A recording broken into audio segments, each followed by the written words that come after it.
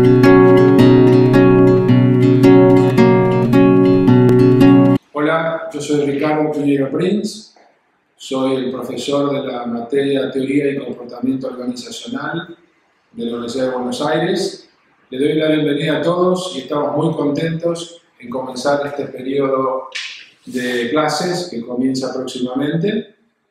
La idea de esta materia, que es una materia ya de los últimos años de la universidad, es que ustedes se lleven un paquete de herramientas que puedan tener la posibilidad de diagnosticar qué es lo que pasa en las organizaciones donde ustedes trabajan.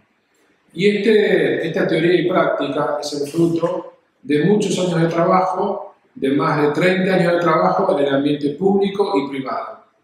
Para lo cual, nosotros hemos pensado básicamente una serie de materias que apuntan a indagar todos estos fenómenos de las organizaciones. Pero como base central, creemos que la dimensión humana y la persona humana es eje dentro de este proceso. Ustedes van a ver varias materias: estructura, cultura, ética, arquitectura organizacional. Todas esas materias hacen que, de alguna manera, investiguemos estas dimensiones del mundo de las organizaciones.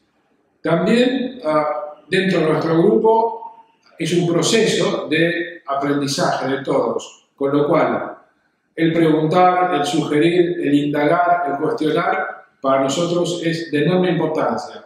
Así que les quiero dar la bienvenida a todos, ánimo para este cuatrimestre y muchas gracias.